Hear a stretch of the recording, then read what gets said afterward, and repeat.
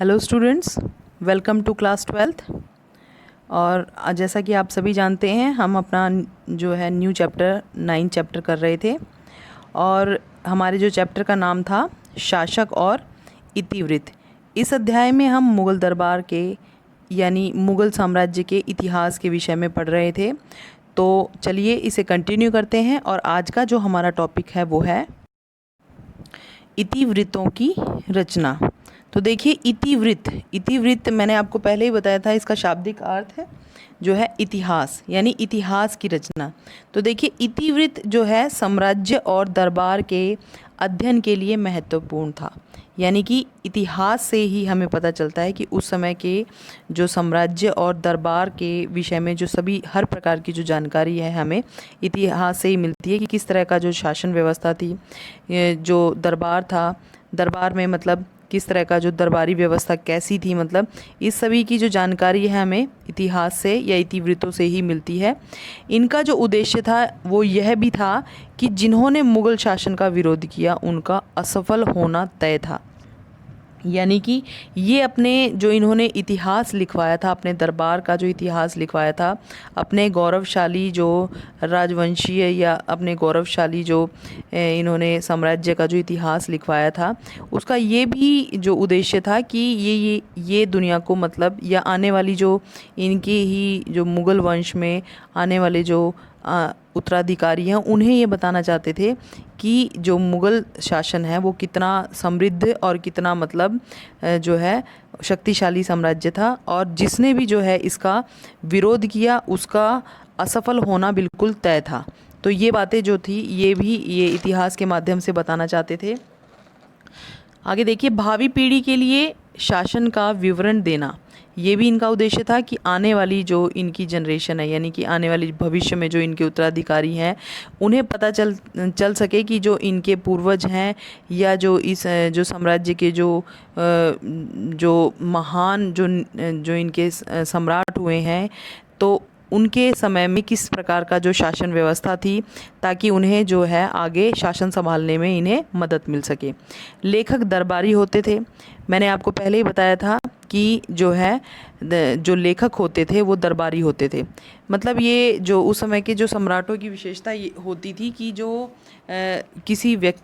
कोई व्यक्ति यदि किसी खास अगर किसी व्यक्ति के अंदर कोई खास टैलेंट होता था, तो वो जो राजा उसे संरक्षण प्रदान करता था और उसे अपने दरबार का अंग बना लेता था। जैसे कि आपने सुना भी होगा कि जो बीरबल था वो बहुत बुद्धिमान था, जिसे राजा ने जो सम्राट अकबर था उसने अपने 9 रत्नों में से एक रत्न बताया था। तानसेन था, तो वो भी उनके जो है दरबार की जो है शोभा बढ़ाते थे। तो इसी प्रकार से जो लेखक होते थे, जो मतलब जिन लेखन कला जिनकी विशेषता होती थी, ऐसे लोगों को जो दरबार में राजा के द्वारा या शासक के द्वारा एक विशेष स्थान प्राप्त होता था। इतिवृत्त शासकों के अनुसार लिखे जाते थे। तो देखिए, ये तो बहुत ही महत्वपूर्ण बात है कि जो शासक होता था वो लेखकों को संरक्षण प्रदान करता था, और जो भी कुछ या इतिहास में जो भी कुछ लिखवाया जाता था वो शासक का मनचाहा होता था। यानी कि कोई भी जो लेखक है वो किसी शासक के अधीन रह करके उसके खिलाफ नहीं लिख पाता था, और उसे वही लिखना पड़ता था जिससे उसका जो शासक है या जो उसका जो मतलब उसका मालिक है वो उससे मतलब खुश हो सके। यानी कि उसे अपने शासकों के जिनके अधीन वो रहते थे उनके अनुसार ही जो है सब कुछ लिखना पड़ता था, ताकि शासक का जो संरक्षण है उसे प्राप्त हुआ रहे, और साथ में जो है उसका दरबार में विशेष स्थान बना रहे। तो शाही परिवार, दरबार, अभिजात, युद्ध, प्रशासनिक व्यवस्था, तो इन सभी के विषय में देखिए बहुत सारी ऐसे इतिहास में हमें ऐसी जो रचनाएं मिलती हैं, जैसे अकबरनामा है, शाहजहाँनामा है, आलमगीरनामा है। तो ऐसी महान जो हैं पुस्तकें जो लिखी गई हैं लेखकों के द्वारा, ऐसी जो महान रचनाएं जो कि लेखकों के द्वारा की गई है, जिसमें मतलब शाही परिवार के बारे में, यानी कि उनके रहन सहन, किस तरह से वो मतलब शाही परिवार रहते थे, और मतलब किस तरह से किस तरह की जो इमारतें बनवाई जाती थी, महल बनवाए जाते थे, दरबार की मतलब दरबार की कैसी जो दरबारी व्यवस्था कैसी होती थी, या अभिजात जो भी मतलब दरबार में मंत्रीगण होते थे उनके विषय में, या युद्ध कौन कौन से उन्होंने युद्ध लड़े हैं, या किसी सम्राट की प्रशासनिक व्यवस्था कैसी थी, किस तरह से वो शासन को संभालते थे, इन सभी चीज़ों का जो बखान है या इन सभी चीज़ों का जो एक्सप्लेनेशन है वो इन सब पुस्तकों में मिलता है, इन सभी महान रचनाओं में मिलता है। तो देखिए आगे, साम्राज्य का जो इतिहास है और दरबार का इतिहास है एक ही था, यानी लेखकों की नज़रों में कि साम्राज्य का इतिहास और जो दरबार का इतिहास है, मतलब लिखने वाले जो लेखक होते थे वो इस तरह से मतलब लिखते थे कि उनकी नज़रों में ये दोनों ही जो भी बातें इनके बारे में लिखी जाती थी वो समान ही होती थी। चलिए अब हम अपना नेक्स्ट टॉपिक करते हैं तुर्की से फ़ारसी की ओर। तो देखिए, अगर हम भाषा के बारे में जानें कि भाई इतिहास लिखा तो गया लेकिन किस भाषा का इस्तेमाल किया गया है, तो हम ये देखते हैं। चलिए, मुग़ल जो दरबारी इतिहासकार थे वो फ़ारसी भाषा में लिखते थे, यानी कि उनके लिखने की जो भाषा थी वो फ़ारसी थी।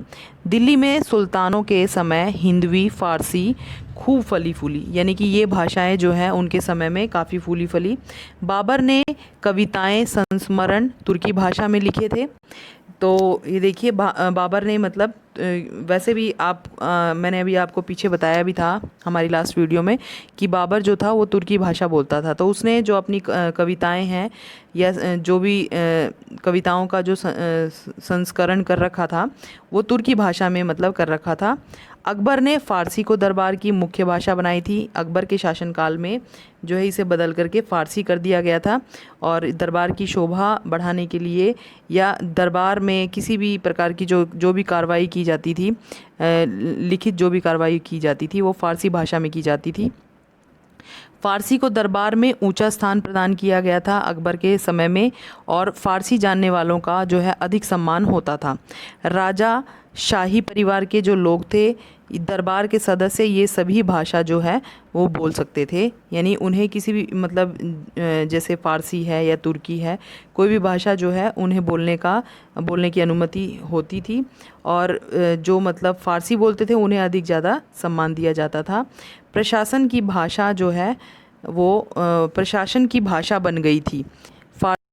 फ़ारसी जो थी वो प्रशासन की भाषा बन गई थी अकबर के समय में, और सारे के सारे जो राजकाज हैं या मतलब शाही जो काम होते थे वो सभी इसी भाषा में किए जाते थे, और इस भाषा को जो है मुख्य स्थान दिया गया था। तो उस समय के जो लेखक हैं और अधिकारी हैं, लेखकों और जो अधिकारी मतलब उस समय जो राजा के दरबार में जो भी अधिकारी थे, मंत्रीगण थे और जो लेखक होते थे, उन्हें जो है इस भाषा को सीखना पड़ा था, क्योंकि जो अकबर ने क्या किया था, इस भाषा को जो है बहुत ऊंचा स्थान दे दिया था। तो इस वजह से ये उनकी मजबूरियां भी हो गई थी लेखकों की और अधिकारियों की, क्योंकि सारे कामकाज इसी भाषा में होते थे। इस वजह से इन्होंने इस भाषा को सीख लिया था। ओके स्टूडेंट्स, आई थिंक आपको ये सारे जो पॉइंट्स हैं वो अच्छी तरह से क्लियर हो गए। इसके बाद के जो पॉइंट्स हैं हम अपने नेक्स्ट टॉपिक जो है अपनी अगली वीडियो में करेंगे। Thank you, have a nice day.